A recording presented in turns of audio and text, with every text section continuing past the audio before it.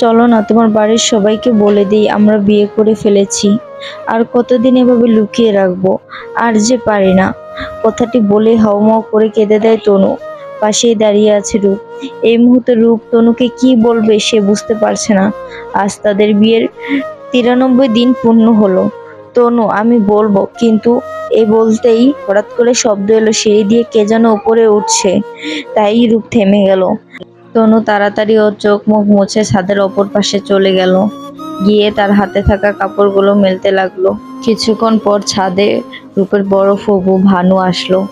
এসে রূপকে দেখে মুচকে হাসলো, হেসে জিজ্ঞেস করছে, কিরে রূপ, একটু আগে না খাবার খেলি? এখন তো তোর বিশ্রাম করার সময়। বিশ্রাম না করে এ ভর দুপুরে ছাদের উপর কি করছিস? এই বলে পাশে তাকাতেই দেখে তনু কাপড় মিলছে। তনুকে দেখেই যেন মেজাজটা খারাপ হয়ে গেল। হ্যাঁ রে তনু, সামান্য কয়টা কাপড় কাচতে এত সময় লাগে? বেলা গড়িয়ে গেল। ছোট করে তনু উত্তর দিল, হ্যাঁ মা, হয়ে গেছে।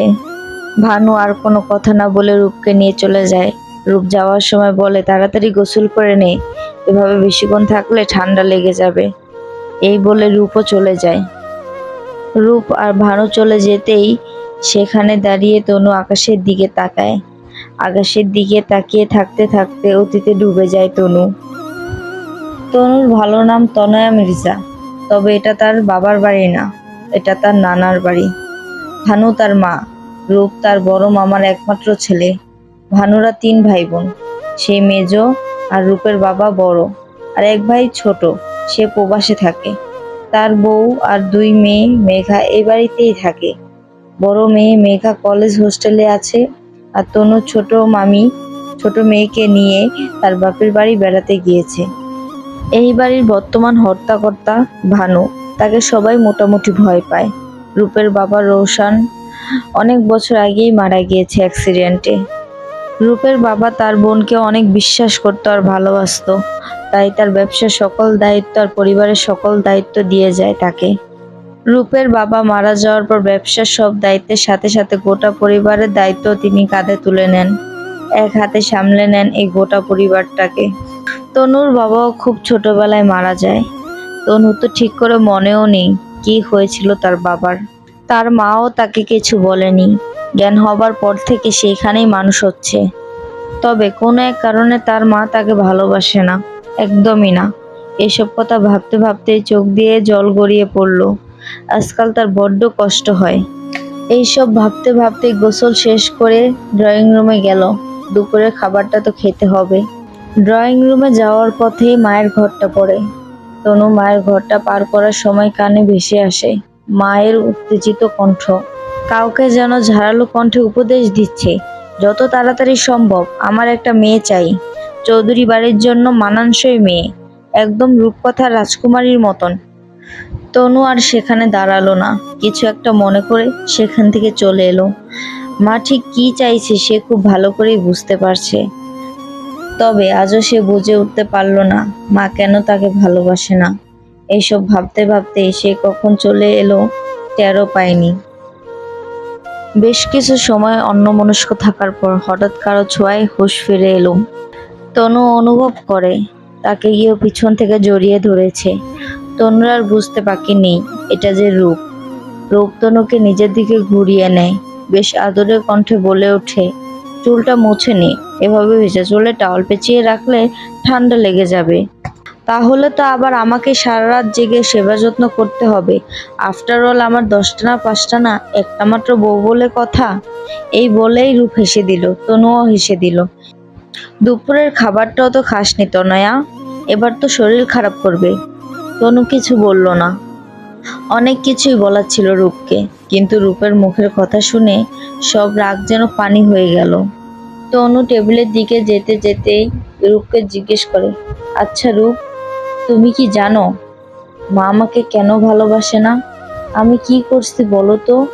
রূপ কি বলবে কিছুই বুঝে উঠতে পারে না। তনু আর কোনো কথা না বলে খাবার টেবিলে চলে আসে। ধপ করে খাবার টেবিলে বসে পড়ে। টেবিলে সব খাবার ঢাকা দিয়ে রাখা।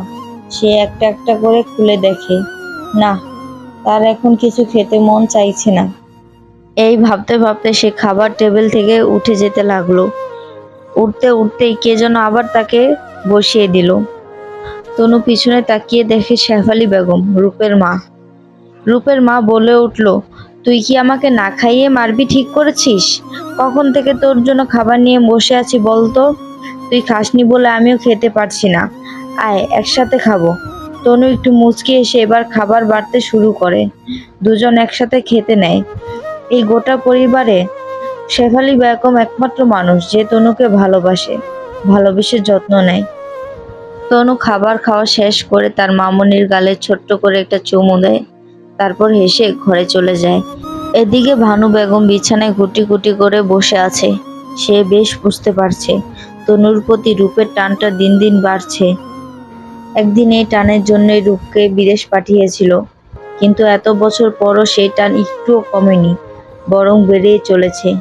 তবে ভাইকে দেওয়ার কথা তো তার রাখতেই হবে। বেশ কিছুক্ষণ ভাবনা চিন্তা করার পর ভানু রূপের মাকে ডেকে পাঠান ঘরে। শেফালি বেগম ঘরে আসতেই তার হাতে একটা মেয়ের ছবি ধরিয়ে দেয়। এটা ভাইজানের বন্ধু সেলিম শিকদারের মেয়ে। মেয়েটা বেশ সুন্দর, তাই না ভাবি?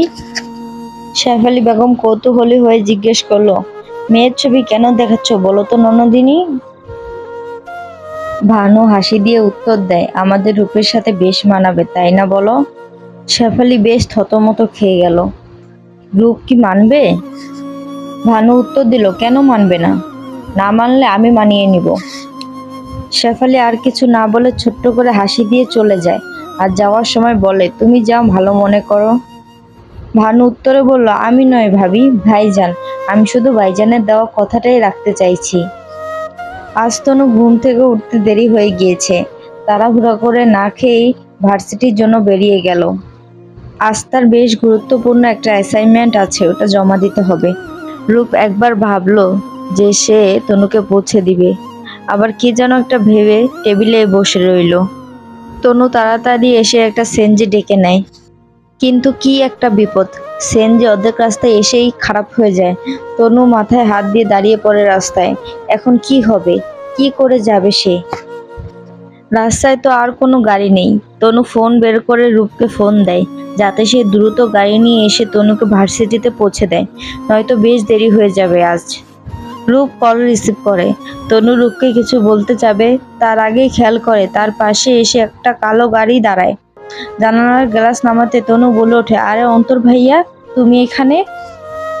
অন্তর রূপের ছোটবেলার বন্ধু, সেই সুবাদেই তনুও অন্তরকে চিনে। অন্তর তনুকে বলে, কি ব্যাপার তনয়া, তুমি রাস্তায় একা দাঁড়িয়ে আছো কেন? ক্যাম্পাসে যাবে না? 9টা তো বেজে গেল। তনু মুখ কালো করে উত্তর দেয়, একেই তো আজকে বের হতে দেরি হয়ে গেছে, তার উপর আবার গাড়িটাও নষ্ট হয়ে গেল। অন্তর একগাল হেসে গাড়ির দরজাটা খুলে দেয়, এসো তোমায় পৌঁছে দেই। তনু বলল, না থাক, কষ্ট করতে হবে না ভাইয়া, একটু পরেই কোনো না কোনো সেনজি চলে আসবে। অন্তর বলল, আরে থাকবে কেন, ভয় পেও না তনয়া, আমিও তোমার ক্যাম্পাসেই যাব। দুজনের গন্তব্যস্থান যখন একই, তখন একসাথেই চলো যাই। তনু আর কিছু না বলে গাড়িতে উঠে পড়ে। এদিকে গোটা সময় রূপ লাইনে ছিল, তা তনু খেয়াল করেনি।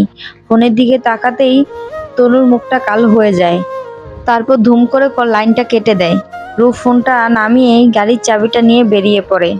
রূপ গাড়ি নিয়ে বেরিয়েই গাড়ি চালাতে চালাতে তাদের সে বিয়ের দিনের কথা ভাবতে লাগলো, কিভাবে তাদের বিয়ে হয়েছিল। আজকে এ পর্যন্তই, পার্ট 2 এর জন্য অপেক্ষা করুন। গল্পটি ভালো লাগলে অবশ্যই একটা লাইক দিয়ে যাবেন এবং কমেন্ট করে নেক্সট পার্ট চাইবেন। ধন্যবাদ।